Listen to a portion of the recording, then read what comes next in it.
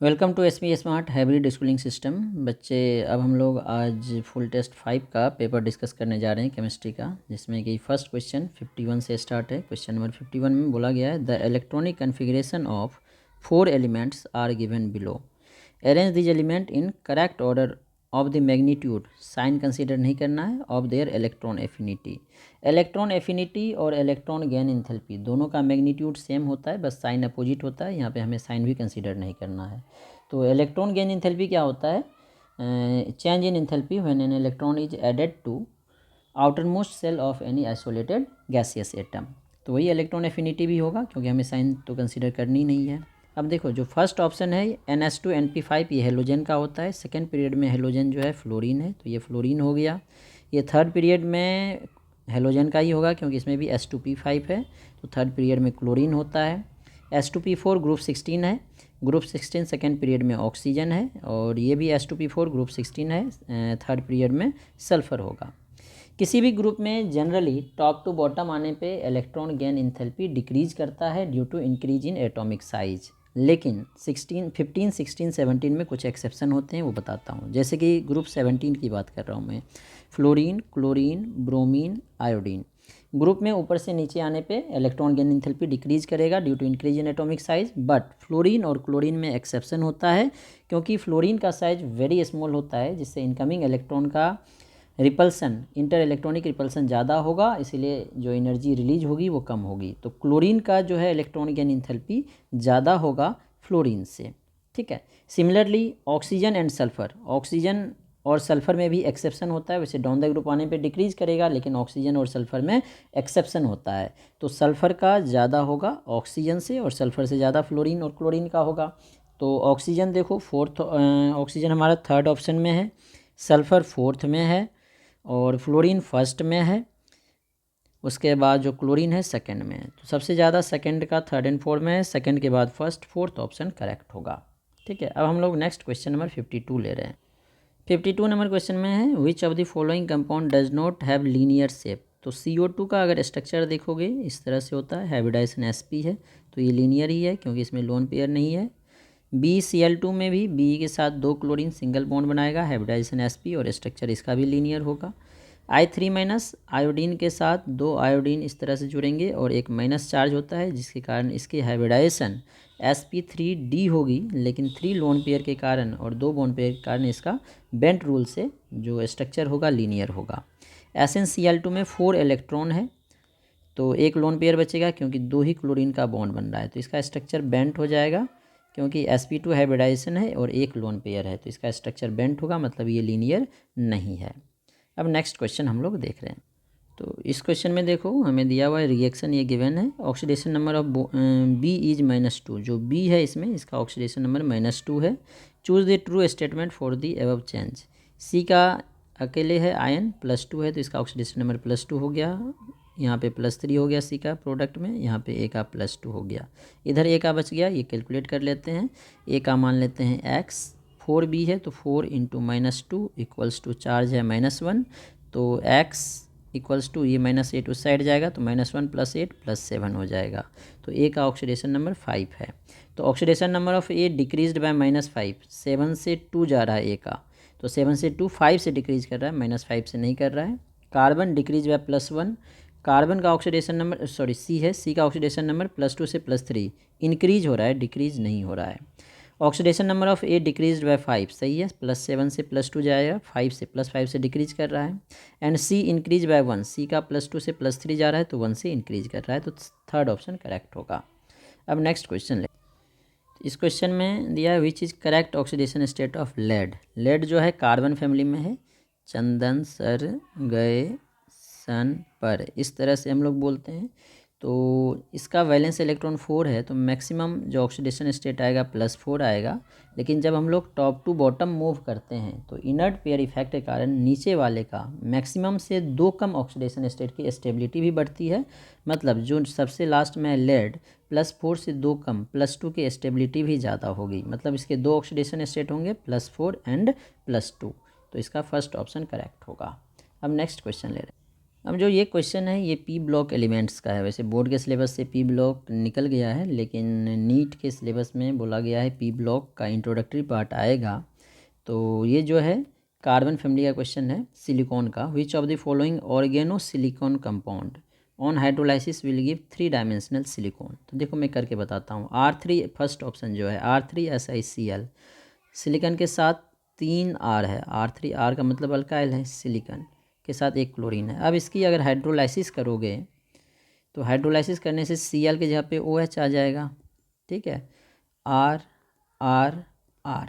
अब दूसरा के साथ दूसरा जब यही ग्रुप आएगा R R R और OH, जब इसकी पॉलीमराइजेशन होगी तो एक HOH वाटर निकालेगा और ये जुड़ जाएगा। अब ये आगे एक्सपेंड नहीं हो पाएगा, ना तो लीनियरली हो पाएगा और ना ही 3 डायमेंशनली हो पाएगा, तो इसका ओनली डायमर बनाएगा। अब जो सेकेंड ऑप्शन है RSiCl3, एक R है, Si के साथ 3 क्लोरीन है, तो क्लोरीन को हाइड्रोलाइसिस करेंगे तो OH बनेगा। अब इधर से भी इसकी पॉलीमराइजेशन होगी, इस साइड से भी पॉलीमराइजेशन होगी, इस साइड से भी पॉलीमराइजेशन होगी, मतलब इसकी 3 डायमेंशनल पॉलीमराइजेशन पॉसिबल होगा। SiCl4 हाइड्रोलाइसिस करने से बच्चे इसमें सिलिकॉन नहीं बनाएगा, R ग्रुप है ही नहीं। R2SiCl2 दोनों साइड से होगा तो इसमें लीनियर पॉलीमराइजेशन होगा। अब हम लोग नेक्स्ट क्वेश्चन ले रहे हैं। तो इस क्वेश्चन में है cerium 4+ is used as an oxidising agent in volumetric analysis. Correct है, क्योंकि सीरियम का जो +4 है ये भी एग्जिस्ट करता है, यहाँ पे 4+ है तो इस फॉर्म में भी लिख सकते हो, कोई दिक्कत नहीं है, एक ही मीनिंग होता है। और C3+ जो है ज़्यादा स्टेबल होता है, मतलब सीरियम 4+ की टेंडेंसी होगी इलेक्ट्रॉन गेन करके C3+ में कन्वर्ट होने की। तो इलेक्ट्रॉन गेन हो रहा है, इसका मतलब सीरियम की टेंडेंसी है रिडक्शन की, और जिसका रिडक्शन होता है वो ऑक्सीडाइजिंग एजेंट होता है। फर्स्ट जो है करेक्ट होगा। सेकेंड है C4+ has tendency to attend +3 oxidation state, ये भी करेक्ट है। तो बोथ स्टेटमेंट्स आर करेक्ट, और इनकरेक्ट नहीं है। 1 करेक्ट 2 इनकरेक्ट नहीं है, 2 करेक्ट 1 इनकरेक्ट नहीं है, तो फर्स्ट ऑप्शन इसका करेक्ट होगा। नेक्स्ट क्वेश्चन लेते हैं। तो ये भी जो है हमारा पी ब्लॉक का क्वेश्चन है। क्वेश्चन है allotrope of phosphorus which is polymeric consisting of chain of P4 tetrahedral link together is. तो बच्चे जो फॉस्फोरस है इसके मेन 4 एलोट्रॉप्स हैं, white, yellow, red and black. तो वाइट फॉस्फोरस और रेड फॉस्फोरस ऑलमोस्ट सेम होता है, बस थोड़ा सा टेम्परेचर अगर चेंज हो जाए तो वाइट से रेड येलो में कन्वर्ट हो जाता है, फिर येलो से रेड में कन्वर्ट होता है, रेड से ब्लैक में। तो लिस्ट रिएक्टिव जो है ब्लैक है, मोस्ट रिएक्टिव वाइट आता है। अब स्ट्रक्चर की यहाँ बात कर रहा है, इसकी बात तो कर नहीं रहा है। तो जो वाइट फॉस्फोरस होता है वो P4 यूनिट में होता है और ये मोनोमेरिक यूनिट में होता है, इस तरह से जुड़ा हुआ होता है। ये है वाइट फॉस्फोरस। येलो का भी स्ट्रक्चर सेम होगा, तो ये पॉलीमर नहीं बनाता है, तो फर्स्ट और थर्ड ऑप्शन होगा नहीं। तो 1 and 2 दिया है तो फर्स्ट है तो नहीं, तो यही होगा सेकेंड पार्ट। रेड फॉस्फोरस क्यों होगा, आप देखो ये पॉलीमेरिक फॉर्म में एग्जिस्ट करता है, इसमें भी P4 यूनिट ही होता है, ये दोनों आपस में जुड़ते हैं। अब ये दोनों जो है आपस में जुड़ के पॉलीमेरिक चेन का फॉर्मेशन करेगा, इस तरह से ये दोनों साइड से जुड़ के पॉलीमेरिक चेन बनाएगा, ये रेड फॉस्फोरस। और जो ब्लैक फॉस्फोरस है उसका हेक्सागोनल यूनिट होता है।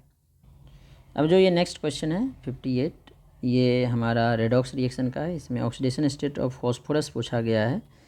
फर्स्ट ये कंपाउंड है, दूसरा ये है, तीसरा ये है। तो ऑक्सीडेशन नंबर निकालो, H4P2O5 पे निकालोगे तो 4 हाइड्रोजन है, एक हाइड्रोजन का +1 होता है तो 4 का +4। फॉस्फोरस का निकालना है, 2 फॉस्फोरस है तो 2x, ऑक्सीजन का -2 होता है, 5 है तो -10 = 0। तो 2x = क्या हो जाएगा +6, तो x की वैल्यू +3 आएगी। फर्स्ट की +3 आ गया। दूसरा H4P2O6 का निकालते हैं, तो 4 हाइड्रोजन है +4, 2 फॉस्फोरस 2x, -12 = 0। तो 2x की वैल्यू हो जाएगा -8, इस साइड आएगा तो +8, x की वैल्यू 4 आ जाएगी, यहाँ से +3 +4। अब देखो यहीं से आंसर आ जाएगा हमारा फर्स्ट। क्यों आ जाएगा फर्स्ट, क्योंकि +3 +4 एक ही ऑप्शन में है। इसी तरह हम लोग इसका भी निकालेंगे तो 5 आ जाएगा, ठीक है। अब नेक्स्ट क्वेश्चन देख रहे हैं हम लोग। अब जो है ये D एंड F ब्लॉक का क्वेश्चन है। इसमें बोला गया है lanthanum should be F block elements according to aufbau rule. अगर लेंथेनम जो है इसका एटॉमिक नंबर 57 होता है। ऑब्बो रूल से इसका अगर इलेक्ट्रॉनिक कन्फिग्रेशन करोगे तो जेनन के बाद हम लोग देखेंगे, क्योंकि जेनन तक में 54 हो गया, अब 3 बचा। तो जेनन के बाद जो इलेक्ट्रॉन एंटर होगा ये जाएगा एस में, तो ये फिफ्थ पीरियड है। इसके बाद 6s के बाद एफ में जाना चाहिए, इसको इसमें जाना चाहिए। 6s के बाद ये इसके 4f में इलेक्ट्रॉन जाना चाहिए, एक इलेक्ट्रॉन।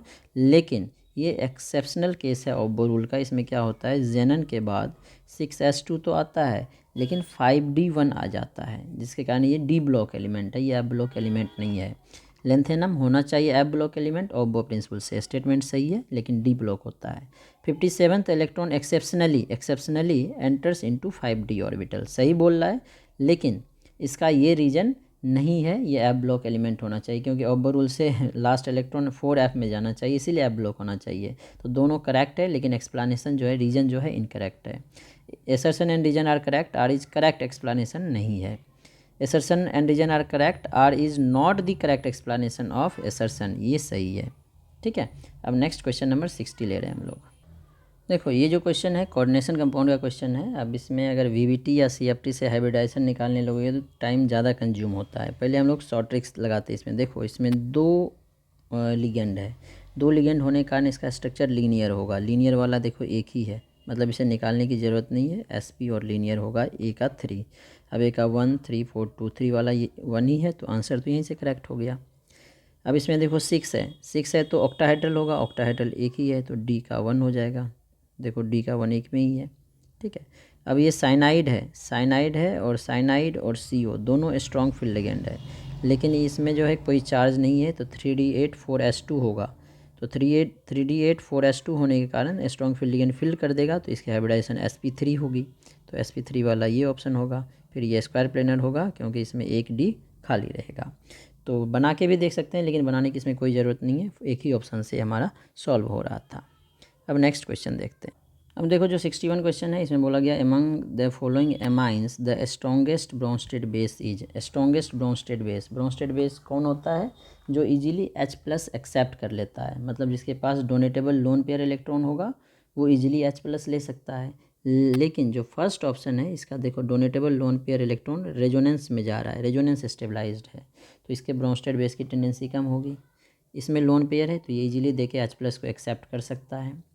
इसका जो लोन पेयर है ये भी रेजोनेंस में जा रहा है, ठीक है, और रिंग में भी जा रहा है, रिंग में ही जा रहा है, एरोमेटिक बना रहा है, तो इसकी जो है फर्स्ट से भी कम हो जाएगी। इसका लोन पेयर रेजोनेंस में जा रहा है, लेकिन ये एरोमेटाइजेशन में पार्टिसिपेट नहीं है, ये तो एरोमेटाइजेशन में भी पार्टिसिपेट है, तो फर्स्ट से भी कम थर्ड का होगा। इसका लोन पेयर इलेक्ट्रॉन है और इसमें ये जो है +I ग्रुप हो गया, +I ग्रुप के कारण इसकी बेसिसिटी और बढ़ा देगा, तो सबसे ज़्यादा हमारा 4 का हो जाएगा। तो स्ट्रॉन्गेस्ट पूछा है तो सबसे ज़्यादा तो 4 का ही है, लेकिन अगर हम लोग ऑर्डर देखेंगे 4, ये दोनों का तो कम हो रहा है, 4 के बाद 2 आएगा। अब इस दोनों में 3 का सबसे कम होगा, 3 से ज़्यादा 1 होगा, देन 3 होगा। ऑर्डर वैसे पूछा नहीं गया, स्ट्रॉन्गेस्ट 4th का आएगा। नेक्स्ट क्वेश्चन नंबर 62 देखते हैं। तो देखो 62 में बोला गया है which compound will not form same major product on HBr and HBrO2। तो HBr, सिर्फ HBr का मतलब है मार्कोनिकोव, और ये एंटी मार्कोनिकोव। मार्कोनिकोव और एंटी मार्कोनिकोव से कौन सेम प्रोडक्ट देगा, जो सिमेट्रिकल होगा। ये सिमेट्रिकल है, सेम प्रोडक्ट देगा। ये भी देखो सिमेट्रिकल है, ये भी सिमेट्रिकल है, ये सिमेट्रिकल नहीं है। मार्कोनिकोव करेंगे तो यहाँ पे Br ऐड होगा, एंटी मार्कोनिकोव में यहाँ पे ऐड होगा, तो इसमें दोनों का प्रोडक्ट डिफरेंट बनेगा। अब हम लोग नेक्स्ट क्वेश्चन देते हैं। अब देखो जो क्वेश्चन है नेक्स्ट, इसमें पूछा गया है हाईएस्ट बॉइलिंग पॉइंट चारों में से किसका होगा। तो बॉइलिंग पॉइंट जो है डायरेक्टली प्रोपोर्शनल होता है surface area and molecular mass के। Surface area and molecular mass, मतलब जैसे जैसे कार्बन बढ़ेगा वैसे वैसे बॉइलिंग पॉइंट बढ़ेगी। ये नॉर्मल हेक्सेन है, मतलब 6 कार्बन का स्टेट चेन। ये नॉर्मल पेंटेन 5 कार्बन का स्टेट चेन, तो 5 से 6 का तो सरफेस एरिया ज़्यादा होगा, तो ये तो होगा ही नहीं। 2,2 डाइमिथाइल प्रोपेन, कार्बन 5 है और ब्रांचिंग हो गया, तो कार्बन कम है, इसी से बॉइलिंग पॉइंट कम हो जाए। और जब ब्रांचिंग होती है तो ब्रांचिंग होने से सरफेस एरिया डिक्रीज कर जाती है। 2 मिथाइल ब्यूटेन 5 ही कार्बन है और ब्रांचिंग भी है, तो सरफेस एरिया कम होगा। सबसे ज़्यादा हमारा नॉर्मल हेक्सेन का ही होगा, क्योंकि इसमें 6 कार्बन है, बाकी सारे में 5-5 कार्बन है। ठीक है, क्वेश्चन नंबर 64 में जो है हमारा एक न्यूमेरिकल है क्वेश्चन है, the volume of air needed for complete combustion of 1 kilogram carbon. 1 kilogram carbon का कंप्लीट कंबसन करेंगे तो कितना एयर हमें रिक्वायर्ड होगा, ये पूछा गया है हमें। ठीक है, तो देखो कार्बन का कंबसन करेंगे ऑक्सीजन के साथ तो CO2 बनाएगा, ठीक है, ऑक्सीजन गैस, CO2 गैस और कार्बन जो है सॉलिड है। ठीक है, अगर 1 मोल कार्बन होगा तो 1 मोल ऑक्सीजन रिक्वायर्ड होगा। 1 मोल कार्बन का मास दिया है 1 किलोग्राम, 1 किलोग्राम का मतलब होता है 1000 ग्राम। ठीक है, एसटीपी पे 1 मोल ऑक्सीजन का वॉल्यूम 22.4 लीटर होगा, क्योंकि वॉल्यूम निकालना है तो 1 मोल का वॉल्यूम ले लेते हैं, यहाँ मास दिया है तो यहाँ पे मास ले लेते हैं। 12 ग्राम कार्बन से 22.4 लीटर ऑक्सीजन रिक्वायर्ड होगा 12 ग्राम कार्बन के लिए। तो देयरफॉर 1 ग्राम कार्बन के लिए कितना रिक्वायर्ड होगा, 22.4 अपॉन 12 लीटर। ठीक है, हमारे पास कितना है 1 kg, तो ग्राम में कितना है 1000 ग्राम। 1000 ग्राम के लिए कितना रिक्वायर्ड होगा, 22.4 डिवाइडेड बाय 12 इंटू 1000 लीटर। अब इसको अगर सॉल्व करते हैं तो ये आ रहा है हमारे पास 1866.67 लीटर, इतना रिक्वायर्ड होगा। अब हमें क्वेश्चन में एक चीज़ ध्यान देना कम है, क्यों देखो ये भी ऑप्शन है, बच्चे गलती में क्या करते हैं, इसे लगा देते हैं और आंसर गलत हो जाता है, क्योंकि यहाँ पे हमें ऑक्सीजन का वॉल्यूम नहीं पूछा है, एयर का वॉल्यूम पूछा गया है और क्वेश्चन में नहीं दिया गया है कितना % एयर में ऑक्सीजन है। तो हम लोग क्या मानते हैं, जनरल जो होता है 80% नाइट्रोजन मानते हैं और 20% अप्रॉक्स ऑक्सीजन मानते हैं, बाकी गैस जो है नेग्लिजिबल होता है। तो हमें एयर पूछा गया, मतलब 20% ऑक्सीजन का वॉल्यूम इतना है तो एयर का वॉल्यूम कितना होगा। तो मान लेते हैं एयर का वॉल्यूम x है, तो 20% ऑफ x हमने निकाला 1866.7, तो x की वैल्यू 20% का मतलब है 20/100 ऑफ x 1866.7 लीटर है। तो x की वैल्यू क्या होगी 1866.7, अब ये अपॉन आ जाएगा 20, ये ऊपर चला जाएगा 100, तो इसको काट दो 25 जा 100, 5 से इसको मल्टीप्लाई करोगे तो ये लगभग आ जाता है 9333.5 से मल्टीप्लाई करोगे तो लगभग 5 के क्रॉस आ जाता है, या 35 ऐसे करके आएगा लीटर। तो ये आ गया 9333, मतलब ये फर्स्ट ऑप्शन है, तो हमारा फर्स्ट ऑप्शन करेक्ट होगा। अब नेक्स्ट क्वेश्चन नंबर 65 लेते हैं। अब 65 नंबर क्वेश्चन में देखो, विच of the statement is incorrect, कौन सा इनकरेक्ट है हमें वो पता करना है। तो chlorobenzene is more reactive than chlorocyclohexane towards SN1। Chlorobenzene तो न्यूक्लियोफिलिक सब्स्टिट्यूशन इजीली देता ही नहीं है, क्योंकि इसमें जो लोन पेयर इलेक्ट्रॉन है यहाँ रेजोनेंस में जाएगा, रेजोनेंस के कारण डबल बॉन्ड कैरेक्टर आ जाता है। ठीक है, जिसके कारण Cl इजीली रिप्लेस नहीं होता है, वेरी ड्रास्टिक कंडीशन में ये सब्स्टिट्यूशन रिएक्शन देता है, तो यही इनकरेक्ट है, तो यही हमारा आंसर होगा। ठीक है, नेक्स्ट क्वेश्चन नंबर 66 है, यूनिमोलिकुलर एलिमिनेशन मतलब E1 रिएक्शन की बात करें तो E1 हो या SN1 हो, E1 और SN1 दोनों में जो है इंटरमीडिएट कार्बोकैटायन बनता है, और कार्बोकैटायन के कारण हमने पढ़ा है रीअरेंजमेंट विल बी पॉसिबल, तो इसमें इंटरमीडिएट क्या बनेगा हमारा कार्बोकैटायन। अब हम लोग नेक्स्ट क्वेश्चन देखो अब जो 67 नंबर क्वेश्चन है ये अल्कोहल का डिहाइड्रेशन का है। हमारे पास जो है साइक्लोपेंटाइल मिथेनॉल दिया हुआ है CH2OH। अब सल्फ्यूरिक एसिड क्या देगा H+ क्या करेगा, यहाँ पर अटैक करेगा और यहाँ से वाटर एलिमिनेट करेगा, तो CH2 के पास जो है हमारे पास कार्बोकैटायन बन जाएगा, इस तरह से बन जाएगा CH2+। अब रिंग के एडजेसेंट कार्बन पे पॉजिटिव चार्ज है, तो यहाँ पे स्टेबिलिटी ऑफ कार्बोकैटायन के कारण रिंग एक्सपेंशन होगा, मतलब ये जो है शिफ्ट होके इधर आ जाएगा, तो 5 से रिंग कितने का बन जाएगा 6 का, और रिंग पे क्या आ जाएगा पॉजिटिव चार्ज। यहाँ पे पॉजिटिव चार्ज आने के बाद क्या होगा, अब ये वाला हाइड्रोजन जो है, या इधर वाला भी कोई भी बोल सकते हो, कोई भी रिमूव होगा, और या हाइपर कंजुगेशन से बोल सकते हो रिमूव होगा, H+ रिमूव होकर यहाँ पे डबल बॉन्ड का फॉर्मेशन कराएगा, मतलब इसका जो प्रोडक्ट बनेगा वो साइक्लोहेक्सीन बनेगा, यहाँ से H+ निकलेगा, तो साइक्लोहेक्सीन वाला ऑप्शन थर्ड है, तो इसका थर्ड ऑप्शन करेक्ट होगा। अब नेक्स्ट 68 नंबर क्वेश्चन देखते हैं।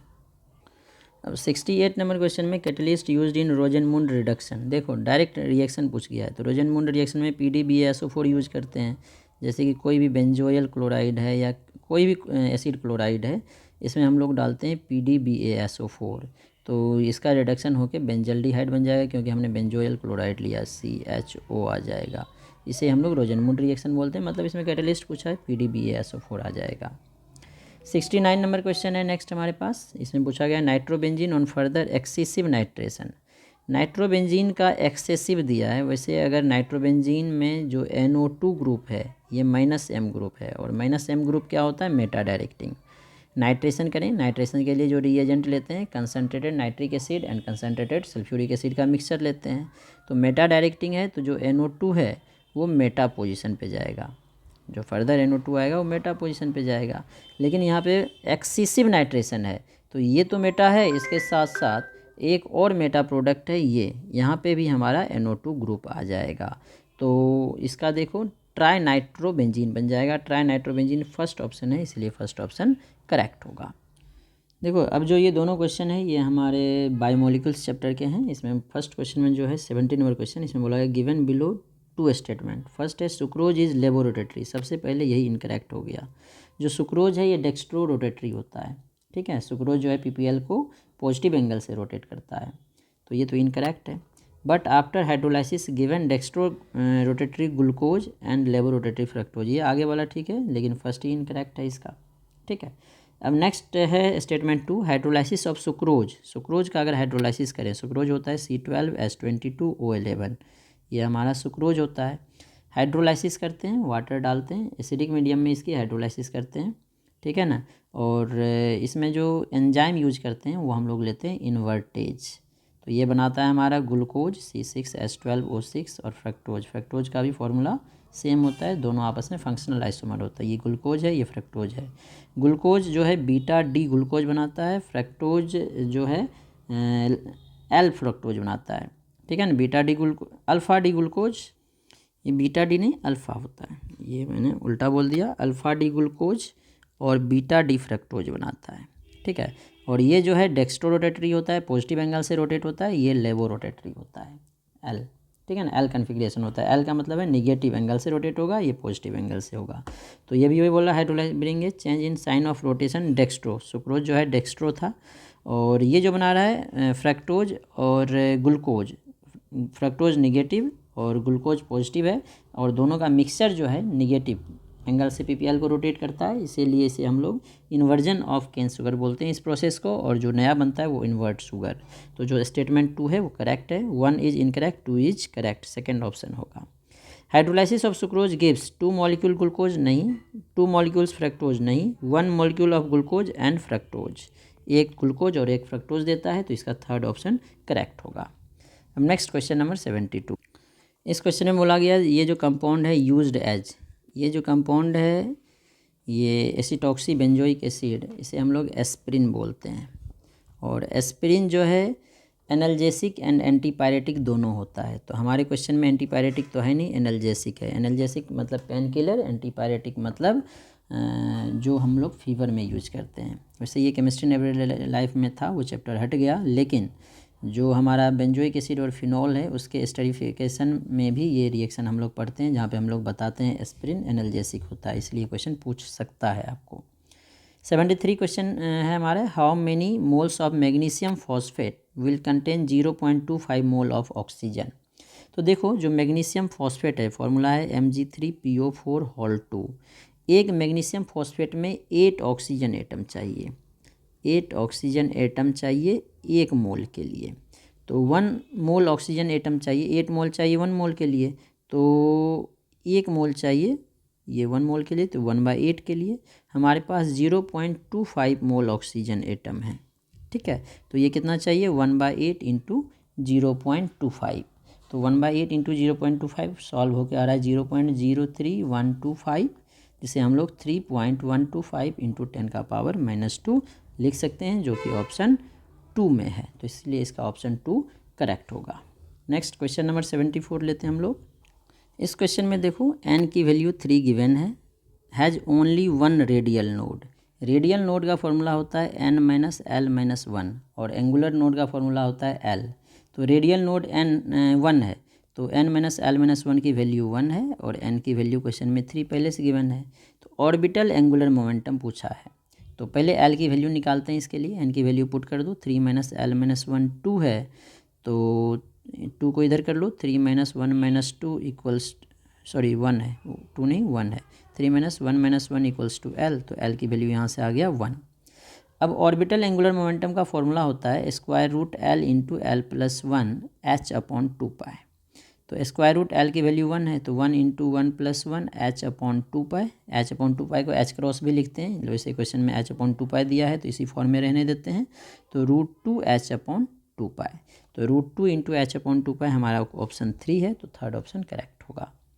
क्वेश्चन नंबर 75 है correct thermodynamic condition for the spontaneous reaction at all temperature. तो देखो डेल्टा जी टेम्परेचर कंसीडर नहीं करना है, कोई भी टेम्परेचर हो, क्या होता है delta H minus T delta S. Spontaneous process है तो डेल्टा जी निगेटिव होनी चाहिए, तो delta G negative first case में होगा, डेल्टा एच निगेटिव है, डेल्टा एस जीरो है। ये जीरो करने का मतलब ये जीरो हो जाएगा, तो निगेटिव माइनस जीरो निगेटिव भी होगा, तो ये स्पॉन्टेनियस है। डेल्टा एच पॉजिटिव है और डेल्टा एस निगेटिव, तो निगेटिव और negative positive positive positive positive होगा, तो ये नहीं आएगा। डेल्टा एच निगेटिव है और delta S positive, plus minus minus minus और माइनस ऐड होके निगेटिव ही आएगा, तो ये आंसर भी करेक्ट होगा। तो इसका ऑप्शन 1 एंड 3 दोनों करेक्ट होगा। वैसे ये नीट प्रीवियस ईयर में भी आया हुआ था, तो वहाँ पे भी 1 एंड 3 दोनों करेक्ट था, तो 1 और 3 दोनों, दो में से जो बच्चे लिखे थे दोनों का आंसर सही था। अब फोर्थ भी चेक कर लो, ये निगेटिव है, ये माइनस माइनस प्लस, तो अगर टेम्परेचर हाई होगा तो ये पॉजिटिव हो जाएगा नॉन स्पॉन्टेनियस, लो होगा तो ये ज़्यादा होगा, ये कम होगा तो निगेटिव होगा स्पॉन्टेनियस, लेकिन ऑल टेम्परेचर पे ये स्पॉन्टेनियस नहीं होगा। तो इसका ऑप्शन 1 एंड 3 दोनों करेक्ट होगा। नेक्स्ट अब 75 से हम लोग नेक्स्ट वीडियो में देखते हैं।